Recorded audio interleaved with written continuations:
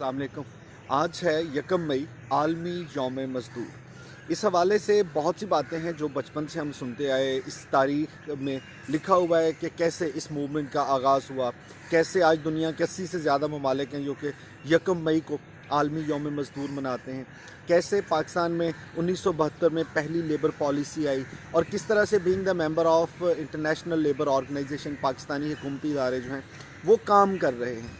However आज के दिन बहुत से जलसे जुलूस कॉन्फ्रेंसेस सब कुछ होगा, लेकिन इस गुफ्तगू का मकसद सिर्फ प्रैक्टिकली जो हम कर सकते हैं उस पर बात करना है। जलसे जुलूस होते हैं, रैलियां होती हैं, सेमिनार्स होते हैं, तकारीर की जाती हैं, मज़दूर के हकूक़ क्या है, मज़दूर को किस तरह से अपना हक़ लेना चाहिए, किस तरह से हुकूमती इदारों को हक़ देना चाहिए। ये सारी बहस है जो कि जब से हम अपने बचपन से मैं देखता आया हूँ हो रही है, होती रहेगी। लेकिन इसमें मेरा हमेशा से ये मानना रहा है कि हम उस प्रैक्टिकल सॉल्यूशन की तरफ जाएं कि जो हमें लगता है कि हाँ यार ये ज़्यादा आसानी से मुमकिन है। अब अगर मज़दूर के हवाले से बात करें तो दो तरह के मज़दूर हैं, एक रस्मी और एक गैर रस्मी।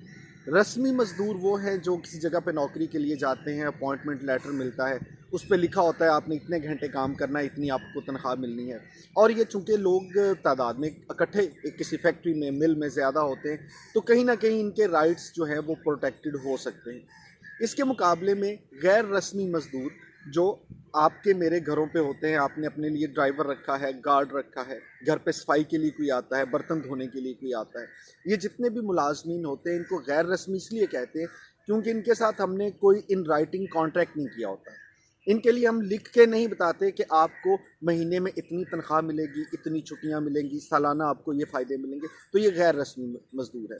अब जो गैर रस्मी मज़दूर है इनके हकूक़ के लिए अक्सर कहा जाता है कि ज़्यादा काम करने की ज़रूरत है क्योंकि ये किसी लिखित पढ़त में नहीं आते, इनके बारे में पता भी नहीं होता कि ये लोग कितने हैं और इनके क्या हकूक़ मिल रहे हैं, कौन से हैं जो नहीं मिल रहे। तो इस हवाले से काम करने की ज़्यादा ज़रूरत है। अब आते हैं असल बात पे। मैंने अपनी गुफ्तगू के आगाज़ में कहा था कि मैं हमेशा से ये सोचता हूँ कि बजाय इसके क्योंकि आप बहुत बड़ा काम करें, हम सब मिलकर अगर छोटा-छोटा काम करें तो वो बड़ा इम्पैक्ट लेके आ सकता है।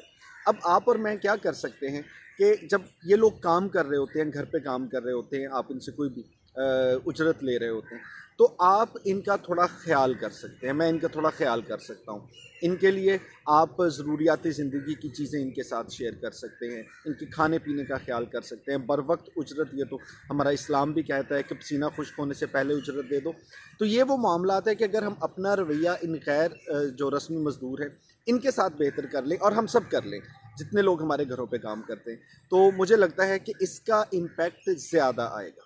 अच्छा, इस पे यूँ भी एक और बात हो जाए कि कुछ लोगों का कहना है कि ये जो काम करने वाले लोग होते हैं, इनसे लोग ख़ाइफ़ भी बड़ा रहते हैं, तंग भी बड़ा रहते हैं कि भाई मज़दूरी देने के बावजूद भी ये लोग काम नहीं करते। मैं यकीनन आज के दिन ये वाक़या आपके साथ शेयर करना चाहूँगा कि कैसे आप ये जान सकते हैं कि आप अच्छा काम कर रहे हैं या नहीं कर रहे। बहुत अरसा पहले मैंने एक वाक़या पढ़ा था कि एक नौजवान जो था उसने पीसीओ का ज़माना था, उसने पब्लिक कॉल ऑफिस में जाके कहा जी ये नंबर मिला दें। नंबर मिलाया, उन्होंने फ़ोन उठाया।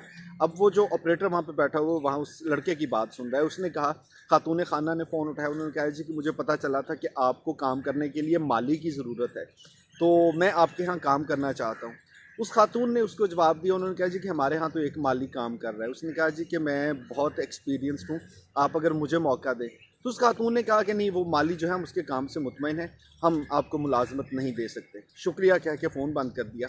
तो ऑपरेटर जो बात सुन रहा था उसको अंदाज़ा हो गया कि इस बच्चे ने फ़ोन किया था नौकरी हासिल करने के लिए। तो उसने कहा जी कि क्या हो गया, तुम्हें काम नहीं मिला? तो वो मुस्कुरा के कहने लगा कि दरअसल मैं ही वो बंदा हूँ जो उनके यहाँ मुलाजिम हूँ, काम कर रहा हूँ, कुछ दिन पहले मैंने ज्वाइन किया था। मैं सिर्फ ये जानना चाहता था कि क्या वो मेरे काम से मुतमईन भी हैं कि नहीं हैं। और आज उन्होंने मुझे कह दिया कि नहीं जी, हमारे पास जो काम करने वाला बंदा है हम बड़े मुतमईन हैं, हम नौकरी नहीं दे सकते। तो ये सुन के मुझे खुशी हुई है, इसका मतलब है कि मैं मेहनत से काम कर रहा हूँ।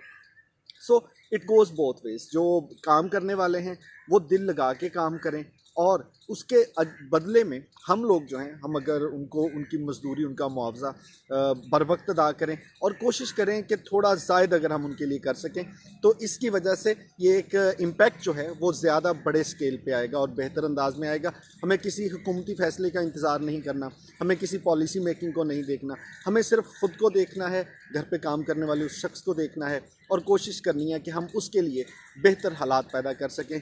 यही हम सब की कामयाबी है और यही आज के दिन का ख़ास पैगाम है।